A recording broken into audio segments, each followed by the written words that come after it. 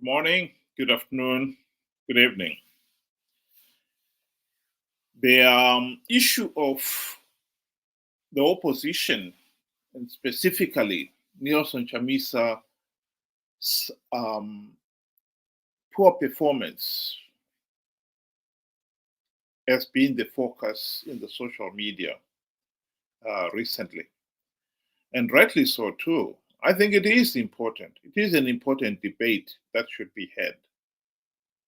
Here is one Zimbabwean activist. Some of you are very familiar with him. Take on the debate. Maranda Zimbabwe, I'm gonna say, it's funny watching all the opposition politicians and activists fight it out on social media, on X, Twitter, Facebook, all of them fighting for the right to be the main opponent or the main opposition in the next election. You know what it reminds me of? Zvinondifungisa kana vana vakagara pasi at dinner time. Vana vachirovana zvakasimba kuti vadye tsoka rehuku, but vachiziva kuti chidya ndechababa. Baba ndiZanu PF. In any political election within the Zimbabwean context, anyone who is planning to form another party to contest the 2028 elections is nothing short than giving people false hope. You are we know that elections will not work in Zimbabwe. Elections are irrelevant in the Zimbabwean context.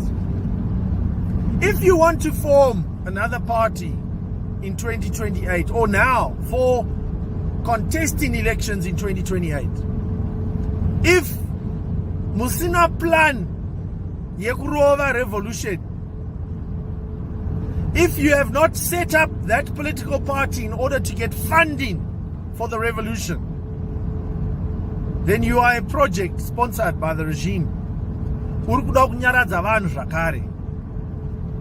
There is no election that is going to bring about the needed change in the Zimbabwean context. None. Zero. Well, I'll stop it there. I admire Brett's passion, but I must admit I differ with him on the way forward. I take it when he say a revolution, he's talking of an armed revolution, another armed struggle. I do not think that we need another armed struggle. Any student of history would tell you Zimbabwe had an armed struggle, a very bitter one, that culminated with the 1980 independence. And he, of all people, would also agree that that revolution was betrayed. In fact, was betrayed from the word go. In 1980, the first elections to usher in independence were not free, fair, and credible. Zanu PF, when he came back from the Lancaster House conference, instead of honoring the agreement and withdrawing its operatives to assembly points, it withdrew only a fraction and the rest were left in the field. And their instructions was to tell the people that if Zanu PF does not win the elections, the Bush War would continue.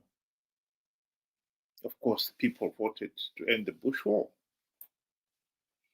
And as one would say, the rest is history.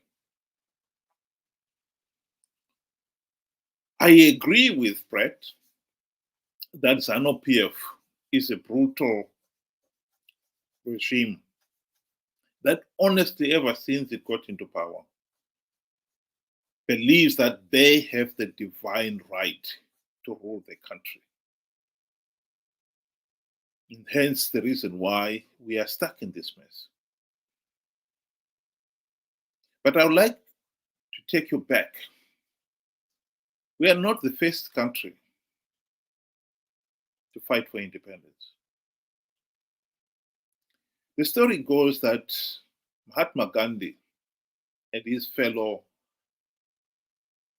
Indian nationalists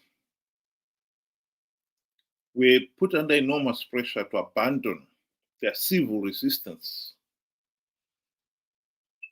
to end British rule and take up arms. They reportedly asked themselves two questions. Number one, what kind of leaders would an armed struggle throw up? And the follow-up question, will those be the kind of men and women who would want to lead independent India? If we are being honest with ourselves in Zimbabwe, we have to admit that we have given the world the answer to those key rhetorical questions. Our armed struggle threw up the kind of leaders who, from the word go, did not care about the ordinary person. The promise of one man, one vote was abandoned at the very first opportunity. What they wanted was absolute power. And for the last 40 years, 44 years now, we have suffered this tyrannical Zanu PF regime. And so, to talk of revolution, an armed struggle, one must look at it in terms of what kind of leaders will an armed struggle throw up. Will the next one be any better than the last one, in our case? An armed struggle, I don't rule it out, but it should be the last resort when everything else has failed. The question then arises, has everything else failed in the case of Zimbabwe? The answer has got to be no. Anyone who has understood what has been happening in Zimbabwe will tell you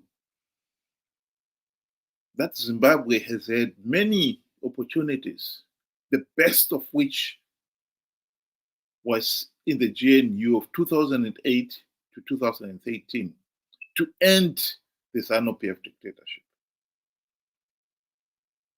So what went wrong? Why did we fail? Well, Mugabe bribed Morgan Tsvangirai and his MDC friends with the trappings of high office. The E-Class, Mercedes-Benz, ministerial limos, the very generous salaries and allowances. And for Save himself, the US $4 million mansion in the Highlands.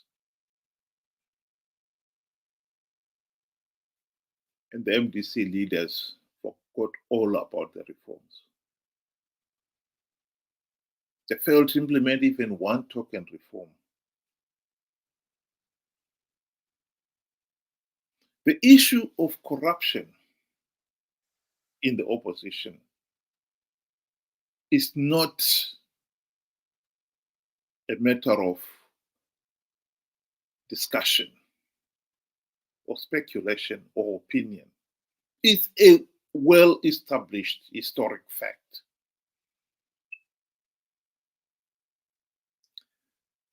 why Zimbabweans have failed to understand that is only because Zimbabweans are very bad at paying attention to history. Because if they did, they should know that by now. Here is Margaret Longo speaking on that very subject of bad of MDC leaders being corrupt.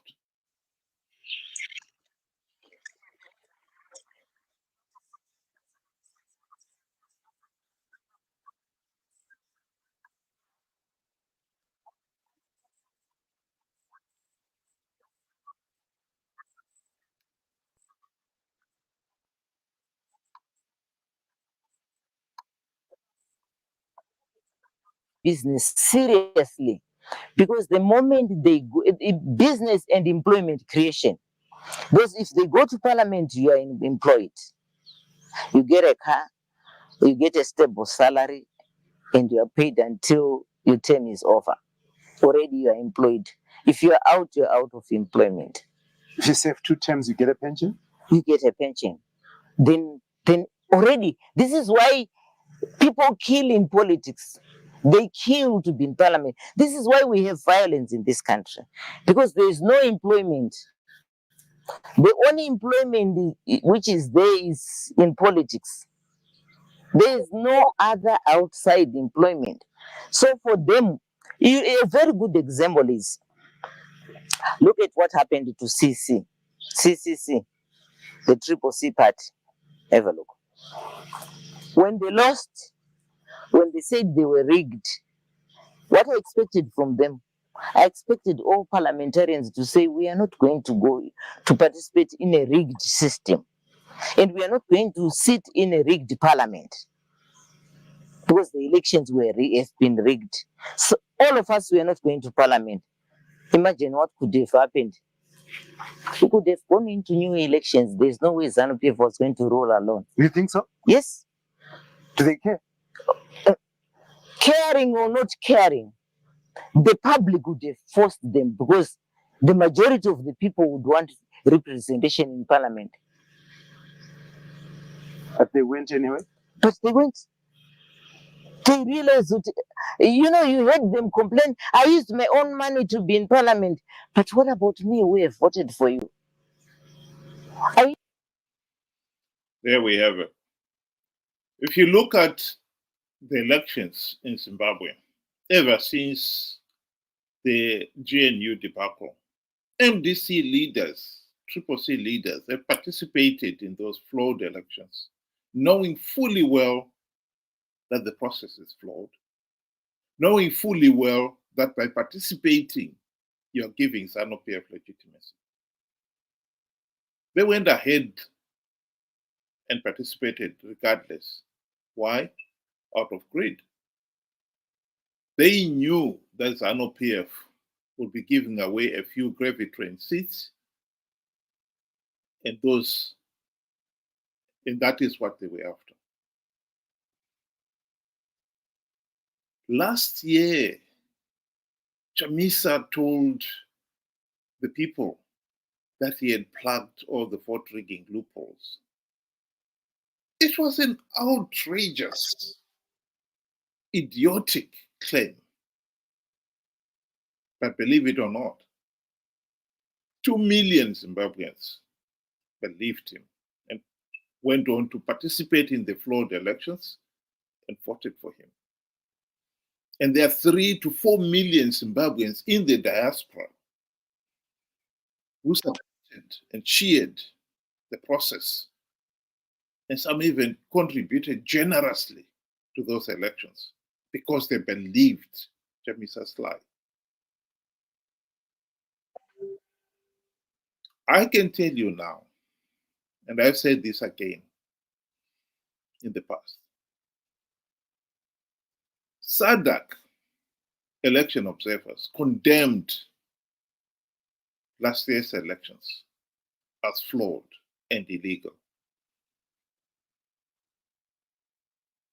SADC as a body accepted that report but they did not take it any further. I believe they would have taken it further if the people of Zimbabwe had not participated in those flawed elections in their millions. How is it possible that someone would believe such an idiotic lie like I've plugged all the vote rigging loopholes? Beggars belief. But people did. That is our problem. Here is Dr. Nevers Mumba, who was the chair of the SADC Election Observer Mission, advising us, Zimbabweans, on what we need to look at when we think of elections. Said to me, Mr. Vice President, go on behalf of SADC, and all I expect from you is to help to give the Zimbabweans a free, fair, and credible election. Those are the only, he said it twice. I need nothing from you, Mr. Vice President, but free, fair, and credible election. You would have done your job. When I was in Zimbabwe, and we were on our way to go and see President Mnangagwa to pay a courtesy call on him, I contacted the president here, President Hakainde Hichilema. I said, Mr. President, we are going to see your colleague. Do you have a word for him? Any greeting, whatever? He said, no. The only thing you tell my colleague is that let's go ahead and give the Zimbabweans a free, fair, and credible election. He repeated the same words. So there was one. So the message was very simple and was very clear. We need free, fair, and credible elections. How many times have we been told that we need to implement reforms so that we've got free, fair, and credible elections? And yet people keep on participating in flawed elections. I mean, we cannot be that naive. So to answer Brett directly, we do not need another armed struggle, a revolution, to address issues that we could have addressed easily if we had had the common sense to elect competent opposition leaders. After 24 years, including 5 in the GNU, MDC CCC leaders have failed to implement even one token reform. And we, the people, have been very slow to realize that MDC CCC leaders have sold out. We kept electing them back into office.